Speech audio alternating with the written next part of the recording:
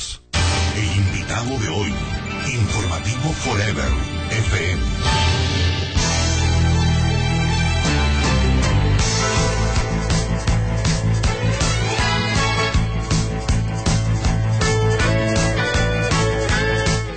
Sí, anunciamos a nuestros amigos oyentes. Carlos Vera Rodríguez está aquí con nosotros, invitado por Rosa María Medina la semana anterior. Pero algo pasó, Carlos, discúlpame. Sí me sorprendí el día de hoy. Llegué y en la mesa de trabajo en donde me suele dejar Rosa María el acuerdo, lo he encontrado y ella me lo certifica, boca abajo la invitación. Bienvenido, buenos días, Carlos. Gracias, y disculpa la sorpresa, gracias por aclararlo. Una sorpresa. Y exponnos ya las bases, los fundamentos sobre lo que está causando conmoción. Te cuento que he recibido algunas opiniones al 088-90-43-85. Algo hemos hecho bien, algo hemos hecho mal, algo no hemos hecho en el Ecuador. ¿En qué se fundamenta Carlos Vera para presentar la revocatoria del mandato del presidente de la República, Rafael Correa? Bienvenido, buenos días, Carlos Vera, una vez más. Bienvenido. Buenos días. Antes, permíteme un par de acotaciones, porque venía escuchándolos en el trayecto. Uno, celebro que sean bienvenidos al Club de los Agoreros del Desastre. Antes éramos muy pocos, ahora somos muchos, lo que evidencia que no era un problema personal, ni es un problema de un medio, ya, ni de una profesión, sino de una visión cegada del gobierno. Y la segunda, discrepo en cambio y respeto tu política de incluir los argumentos de quienes insultan, excluyendo los agravios.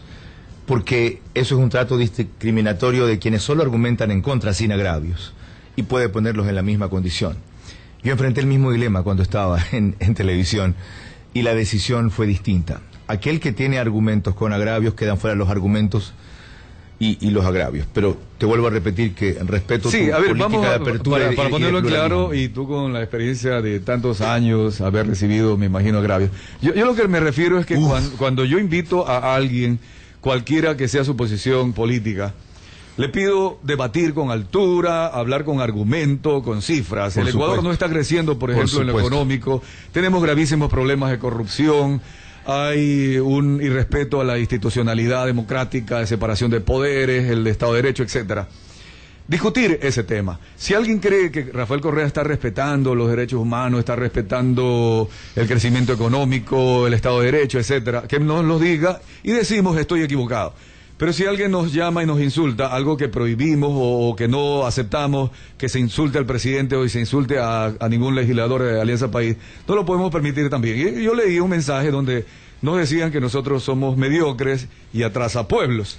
En ese sentido yo dije, bueno, ¿por qué darle cabida a la descalificación no conceptual? Que me hubiera agradado, que me diga, mire, usted está equivocado, Ecuador sí va a crecer el 8% este año, o el 6% como prometió Diego Borja, y no el 2% como está diciendo usted. Que me lo diga, pero no que me diga mediocre, porque molesta a la larga, aunque le resbale a uno. Y si te lo dice, que te lo pruebe, cosa que no eres, pero esos son los argumentos fáciles de quienes no tienen razones valederas, así como lo atrasa pueblo. Ahora, lo peor de esto, y con eso concluyo, Carlos, lo que me molesta es que repitan como loros el mismo insulto de Rafael Correa y el mismo insulto de los otros ministros, y nunca insultan por lo menos algo nuevo, algo diferente. Bueno, entonces, eso te demuestra tres cosas. En los sectores que apoyan a Correa hay tres claramente diferenciados. Uno, los convencidos, que yo respeto, con quienes discrepo. Gente que cree que el proceso es revolucionario, que el proceso es de izquierda y que estos son nada más avatares del camino. Dos, los amargados, ¿ya? Aquellos que por alguna disputa o diferencia particular, ni siquiera digo personal, particular, que Correa resolvió, es decir, por ejemplo, porque acorraló a los maestros en el tema de las evaluaciones, ya es un gran presidente. Y tercero, los más numerosos, son círculos pagados por el gobierno y los hermanos Alvarado para llamar a las radios, escribir en los periódicos, intervenir en todos los programas en vivo, estar en los blogs, estar en internet, estar en los Facebook, en todos, tiempo completo, 2 turnos diarios. ¿Te refieres a personas? Por supuesto. Unos que se identifican con su nombre y otros con nombres ficticios. A tiempo completo, para crear esta idea y esta sensación de que hay un apoyo mayor del que existe. ¿Ya? Hay equipos destinados a eso y otros orientados específicamente solo a personas. Yo tengo una cantidad de blogs, de correos en internet, de sitios de Facebook. Como tengo uno solo de apoyo, que tiene 35.000 miembros, hay otros de ataque, de agravios, de calumnias, etcétera. Es decir, es parte del mecanismo de intimidación de Chávez, es parte del mecanismo de compensación de la insatisfacción, generando esta idea, cuidado, pierden ustedes la perspectiva y creen que están en minoría, generando esta idea de que la mayoría abrumadora de la gente apoya a Correa. Tiene todavía un respaldo alto para el tiempo de ejercicio de gobierno, su cantidad de errores y desgastes sin duda, que va entre 35 y 45% cuando más.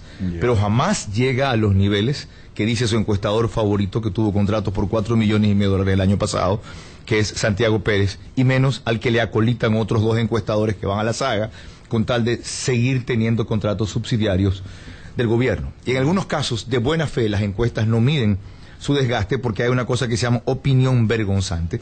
A la gente le da vergüenza, en muchos casos, o miedo, decir que le parece esto un buen gobierno, y se abstiene de calificarlo así, o al revés. A veces dice, sí, está bien. ¿Cómo no? Sí le creo, lo apruebo. ¿Ya? Solo cuando vayamos a un proceso de votación van a ver su verdadero apoyo. Y ojo, cuando eso ocurra, en cambio se van a inventar que hubo fraude, que hasta en el exit poll la gente dijo otra cosa, que hasta 2 días anteriores la paliza era total, y resulta que no hubo paliza, o resulta que perdieron. Es por esto, la gente está consciente de que hay un mecanismo de represión a través de juicios, insultos, LSRI, fiscalizaciones, despidos, contratos, chantajes, asesinatos, liberando delincuentes de la cárcel para matar inocentes en la calle. Esa es la forma en que esta dictadura reprime, que le obligan a ellos a su vez a reprimirse y ciertas opiniones y ser cautelosos. Bien, Carlos, vamos a entrar entonces en el tema de la revocatoria. Yo tengo acá aspectos positivos y aspectos negativos. Los hay de ambos, por supuesto. En algún momento los aspectos negativos podrían tomar fuerza, porque inclusive hay editorialistas, tú me acabas de hacer caer en cuenta en uno de ellos, hay políticos, también hay aliados o ex aliados del presidente de la República, como Alberto Acosta. Vamos a conversar de todo este tema, pero comencemos con los fundamentos que tienes para la revocatoria del mandato. Los primeros son jurídicos. Se cumplió el plazo que la Constitución establece en el artículo 105, que transcurre el primer año del mandato de la autoridad a ser revocada y se haga el planteamiento antes del cuarto. Antes la revocatoria era una figura democrática que no existía para presidente en la Constitución del 98. Había para autoridades inferiores, diputados, por ejemplo, y por primera vez hay para presidente.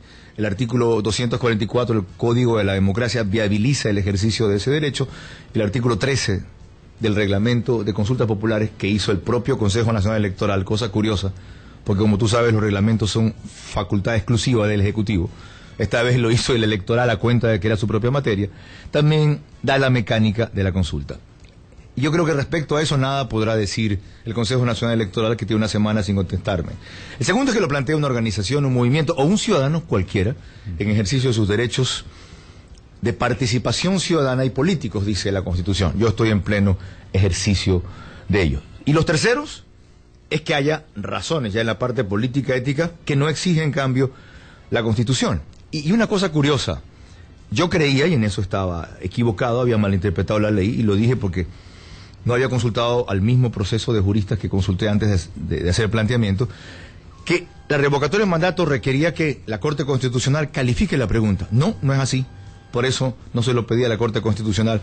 Y requería que después de que el Consejo Nacional Electoral diga, miren, sí, hay 1.579.464 firmas, vamos a convocar una consulta, pero antes necesitamos un dictamen de la Corte Constitucional. No, tampoco requiere eso. Y cuando les dije, ¿cómo así?